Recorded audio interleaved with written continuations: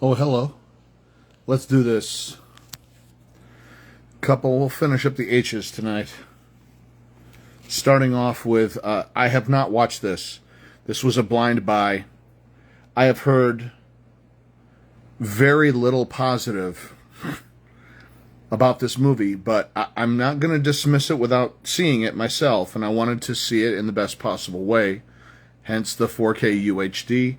It's Kevin Costner's Horizon, an American Saga, Chapter 1. I want to watch it in the back. I want to see it in the largest screen possible. I know it's a passion project of his. I don't know if it's any good. But there have been far too many times where people have said, this movie is terrible, don't watch it. And then I watched it and was like, that was a lot better than I expected, and I'm glad I saw it. So that's why I got it, and I got it for like, $8 at Amoeba. Someone had bought it and sold it, and I was like, all right, well, for $8, that's less than I would have paid at the movie theater, so we'll give it a whirl. Next. Got this from the UK. I don't know that this is available in the United States. I imagine it is. Oh, thanks, man. Dude, Voice NATO is the greatest. Looking forward to it, too. Here's something else that's fantastic. Steven Spielberg's Hook, Robin Williams, Dustin Hoffman. I gotta say, there were aspects of this movie when I first saw it that I didn't necessarily love. It felt bigger and bolder and more aspirational and crazier and unwieldy than I expected it to be. I think it was one of those things where it was like the Uber project. Like, everybody was like, this is going to be amazing. Are you kidding? It's Robin Williams as Peter Pan. It's the man who can't grow up. Oh my God, it's Julia Roberts as Tinkerbell. Oh my God, it's Dustin Hoffman as Captain Hook. What could be better? Oh my God, it's Bob Hoskins as Smee. Oh my God, it's Maggie Smith as Wendy. All the things. And I felt like, why does this feel like this should be better than it is? And then I watched it as a grown-up. And it revealed to me, like Jurassic Park, that some movies, like The Spectacle, hit me when I was 20, 21, 22. But man, the emotion hit me as a father, and I understood that whole movie completely differently, and that was why that movie is part of my collection now. In that, and God, John Williams' score for Hook. And the beautiful thing is, there's been many times that we've gone to the Hollywood Bowl and seen John Williams play live, and he's played music from Hook, and it's fantastic. But it's part of the collection for that very reason, that it's about, it's like that idea of like, I'm the boy who can't grow up. I'm the boy who, that whole Peter Pan thing, and the idea of Peter Pan growing up, and you grow up through your children in a different way. That's awesome. Your cat's name is Rufio. Perfect. I mean, there was like, and it was one of those things where, like, if I had been a little bit younger when Hook came out, dude, it would have been throwing babies in the air. Like, it would have been the right movie at the right time for me, 100%. But I was just outside of the range where I was outside of the target demographic. I was a little bit older and like, just a little bit jaded. At that point, it was like, my favorite movies were more like the noir things and that kind of stuff. And so yeah, but now I really do appreciate it, and I watch that movie with different eyes. Simon Pegg, Mark Addy, Hot Fuzz, Timothy Dalton, another great Edgar Wright picture. This was part of a box set that was Hot Fuzz at World's End, and the reason I got it, which was Shaun of the Dead. And I enjoy this movie. I think it's a lot of fun.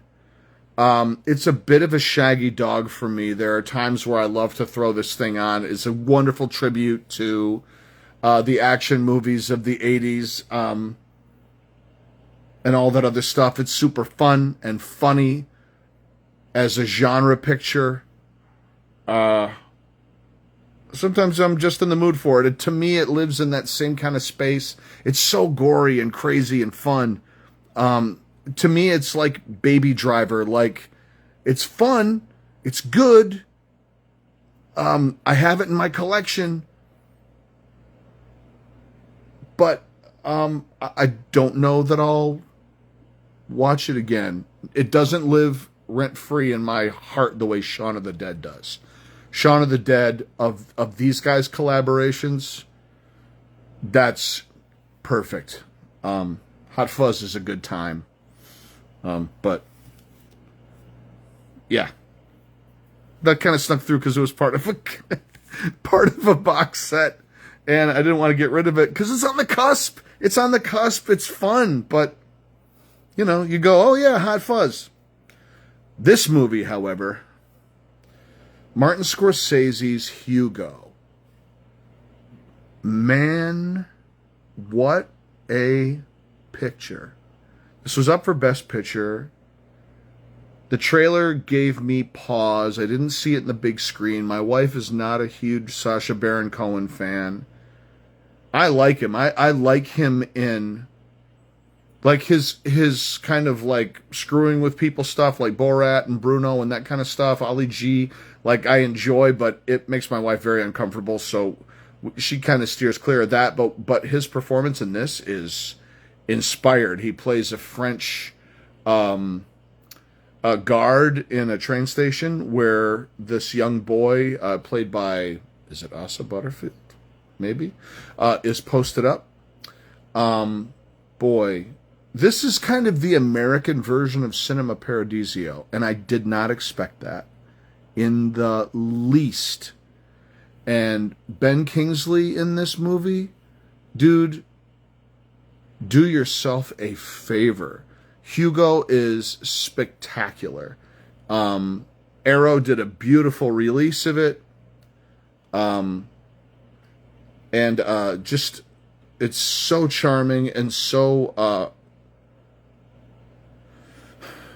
it's Martin Scorsese. Like, you kind of got to keep coming back to that. And that's the surprise. Like, Marty Scorsese made a family movie and bringing everything in his tool bag. And it's a tribute to cinema and a tribute to imagination and a tribute to optimism and hope. Man, there was this, I just saw today this video that's making the rounds of Nick Cave on Stephen Colbert talking about hopefulness being an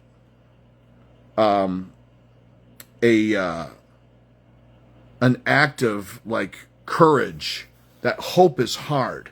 Hope is an act of will, and it's an act of defiance in the face of the easy road is malaise. The easy road is to just go, you know, the world is just going to hell and why not? But to choose hope is, there's too much evidence against it. But when you make that choice, it proves to be true, but it takes its risk because hope is tied to faith and all of that.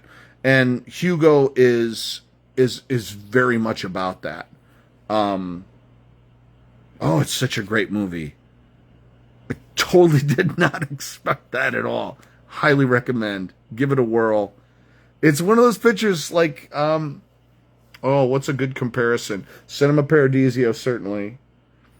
The Rocketeer is one of those movies that you're kind of like, it's a family. The Iron Giant, I think, is a good comparison. Kind of like, you're like, oh, that looks like fun. And then at the end, you're just like, that was one of the best movies I've ever seen. Speed Racer, I think, is that kind of a film. It's just, it looks on the surface to be one thing, and it reveals itself to be a lot more. Okay, that's why I have it in my collection. I said I was going to stop, but, you know, Sherry's recording an audition, and I'm going to edit it, so when she comes back in, then I'll stop doing this. Come on. Inception. Christopher Nolan, Leonardo DiCaprio, Elliot Page, Michael Caine, Tom Hardy, Cillian Murphy, Pete Postlewaite. That scene, Cillian Murphy and Pete Postlewaite breaking my heart. Ken Watanabe, just a master. Oh my God. Seeing her face and the actress who plays DiCaprio's wife. It's, I mean, again, hope is at the heart of this movie, and she gives into despair and is lost in it. Marion Cotillard. Oh my God. What a picture. Yeah. Elliot Page, so good in this film. Yeah, dude. Inception is, oh my God, Jason Gordon-Levitt. Joseph Gordon-Levitt, not Jason. Inception, and then the visual effects of what's going on in this film, too. I mean, from the first time I saw the trailer back in 2010, I was like, this picture is going to be unbelievable. And we saw it in Chicago, and I never struggled. What was so impressive about this film is that the exposition was able to make these layers of reality clear, and that you could have multiple layers of action happening simultaneously, that Nolan's exposition is so complete early on, and it takes a minute to get there, but when you're there and you're dialed in and you're cutting from action and drama in snow to a car falling off of a pier to like a man next to his father dying. I mean, it's all happening simultaneously. It's genius. And then, can we talk about Hans Zimmer's score and the way this film is shot? Inception. Okay, couple more. Quentin Tarantino. Now, this film, Inglourious Basterds, recently received a restoration from Arrow. They did a beautiful box set collection. This is the Universal release. I believe the transfer is the same. One of the things that I do, because I'm pulling this out, I do love, all the extras and that kind of stuff. But for this film, to me, the extras didn't necessarily appeal to me so much. It's just, the movie as it stands is so impactful. It just sticks with me. Again, a movie about cinema and the love of cinema and how cinema changes the world. And I know there's a revisionist history aspect to it, but man, how glorious, Inglorious. Brad Pitt is everything in this movie, and of course Christoph Waltz, and Eli Roth, and I mean, oh my God, just magnificent performances across the board. Fantastic dialogue. Again, this is not a movie you just throw on. You're not just in the mood for Inglourious Basterds. One of those movies, too, because it's so episodic, it's just fun to, pop in and enjoy. We say it all the time. Sherry will just say, I want my scalps. I want my scalps. I love how Tarantino's dialogue has often infiltrated so many things that we say in our house all the time. Not just from Inglourious Basterds, but from Pulp Fiction.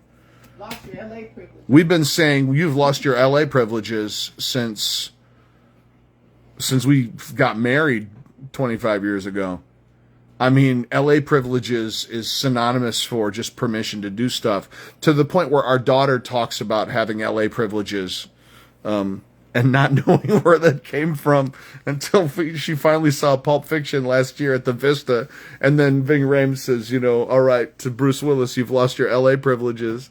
And then she was like, are you this is where that came from? So there you go, movie people. All right, last movie for tonight.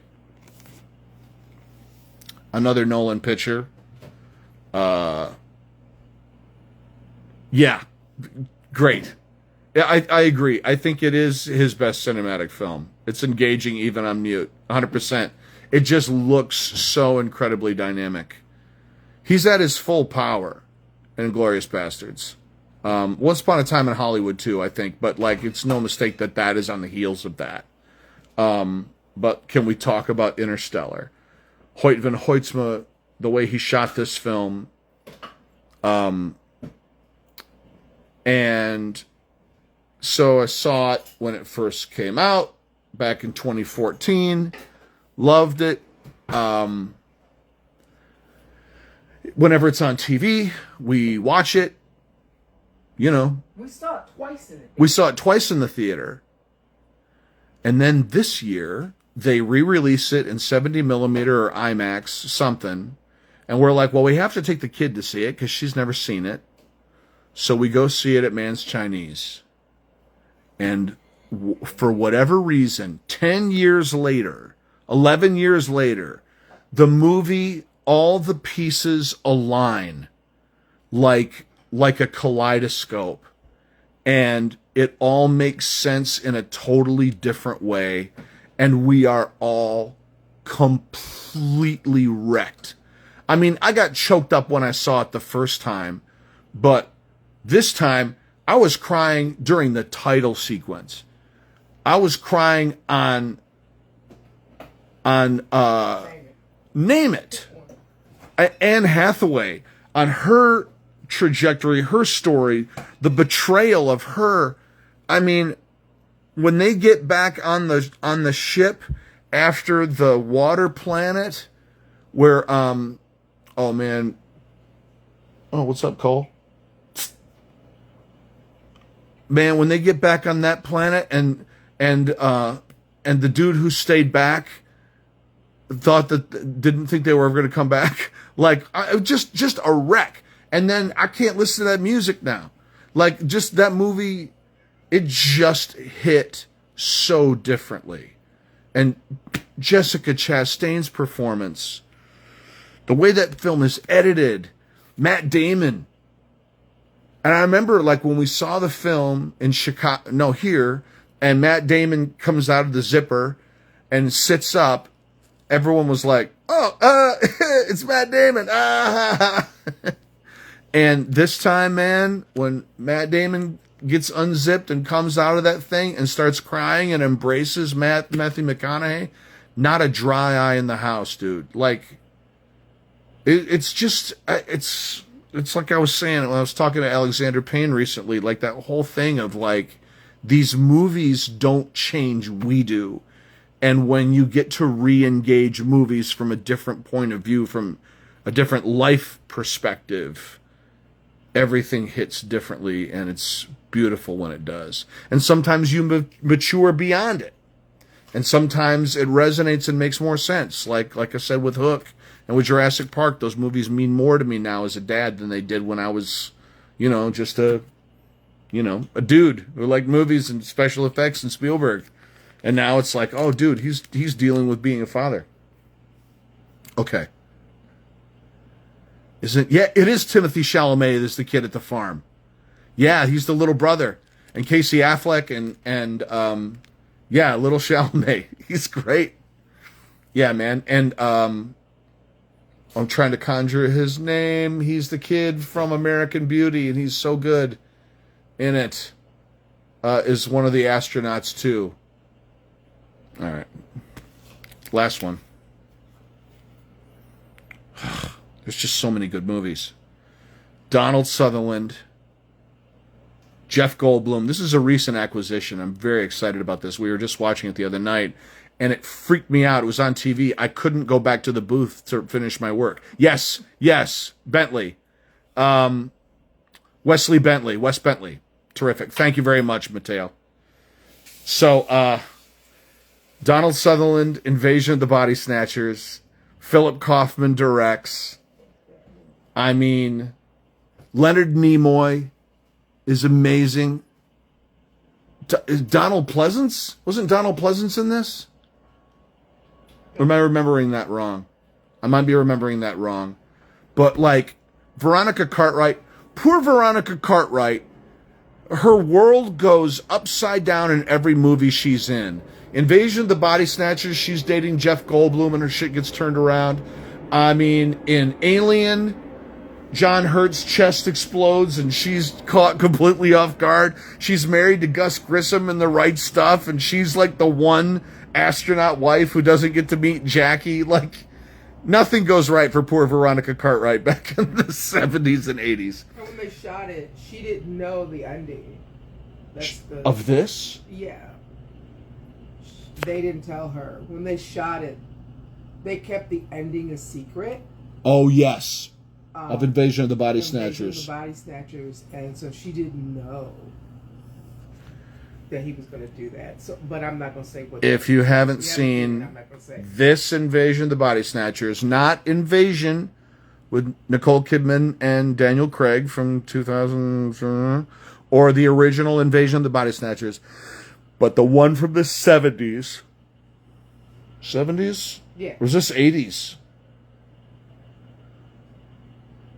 I don't remember. The 70s. It's got to be, right? I think Star Wars was somewhere around there too. Star Trek, the motion picture, was shot the next year. Was it really? Mm-hmm. So 77, 78's right around there. Yeah, if you want to see a young Jeff Goldbluming it up. He's like 12. Yeah, and Donald Sutherland and guys with, like bad guys with that kind of, with bad guy hair. But man, what a creepy, beautiful movie. And yeah. And Arrow does a terrific transfer. This is a recent acquisition. We haven't watched it, but there's just some great haunting imagery and highly recommend. All right. A good example of modern film noir. Say that again. It's a good example of contemporary film noir. Can you speak to that? Like, I mean, when you talk about classic film noir, like Maltese Falcon, like White Heat, like Cagney, like, that kind of stuff that you expect, how is Invasion of the Body Snatchers that? Just in the angles, if you look at, film noir, it's not like this, is it going to be like that? And that means something. So you'll see elements of that in the movie. You'll see, like, in particular, you'll see shadows. The big shadows up on the wall. And when they're running, you'll see, like, all of that, those things coming up. And they wanted to make sure they honored the original one by adding in little touches of film noir throughout the movie. But that is not something you really see in contemporary color film, is the use of film noir techniques. There's a film that the way this one looks, I don't know if it competed with Star Wars. I mean, when Star Wars came out, there wasn't a whole lot to compete with it. It was a juggernaut, and it ran theatrically for over a year, first run. I mean, that movie came out on May 25, 1977. On my birthday, on April 24 in 1978, 11 months into its first run, my dad took me out of school to go see Star Wars. That movie had been playing for 11 months. Could you imagine a movie playing for 11 months, 12 months, 13 months first run? I mean, that's like... It's never been done. I don't think it's ever been It hasn't been done since. Nope. I mean, what was the summer blockbuster last year? What was the big summer blockbuster? I don't remember. Barbie? Wasn't that was a year before. It wasn't Everything Everywhere All at Once. Nope. That was the year before. Tom Cruise was busy.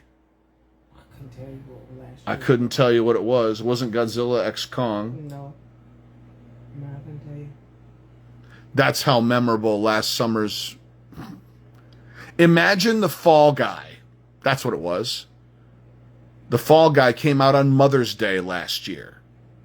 Imagine The Fall Guy with Ryan Gosling and Emily Blunt still being in movie theaters today.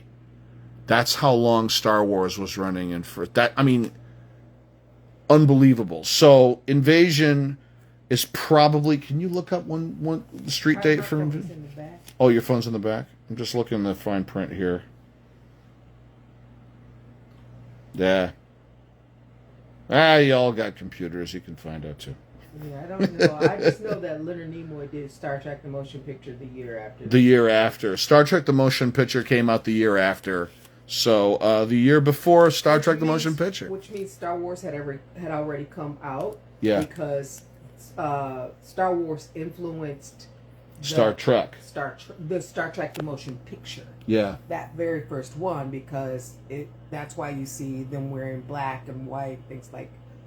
They got rid of all the color. They got rid of all the color because they were like, "Oh, Star Wars is the big movie. Let's have it look like that." And then, but after that, they went back because stick to your brand. Because it's like stick to your brand. Star Yeah. Wars. Oh, great! Thank you so much, Mateo. Interesting. So, Invasion of the Body Snatchers was a Christmas movie. Came out December 22, 1978. And I really did see that in the movie theater. Did you see that in the I theater? saw that movie in the movie theater. 70s were wild, man. 70s were wild. Post Star Wars, but right before Star Wars, right before Star Trek the movie. Yeah. Star Trek the movie. And then and then Empire Strikes Back came out the following year. Came out in 80? That came out when we were in 8th grade. Yeah. I was in 8th grade. You were Yeah. in 7th grade. I was 7th grade. Came out the same year as The Fox and the Hound. Because we snuck in to see The Fox and the Hound. Saw The Fox and the Hound, and then snuck into Empire Strikes Back and caught... Yeah, I did. And then saw Darth Vader fighting Luke Skywalker and had the ending ruined for me. Yeah, that's how I did that. All right. I was supposed to wrap up, but I'll do one more. No. Last I one. want you to look at the- I will. Last one. I know. I'm trying to go to bed, too. The Italian Job. Not the Marky Mark remake. This is the Michael Caine, Michael Ritchie movie. The Italian Job. Just see it. Mini Coopers racing each other in the Swiss Alps. The Italian Job. Masterpiece. So much fun. So overlooked. Noel Coward. It's crazy. All right. Enough. I'm going to get some editing done. Thank you for hanging. Great to see you, Mateo. Peace, my friends. Physical media forever.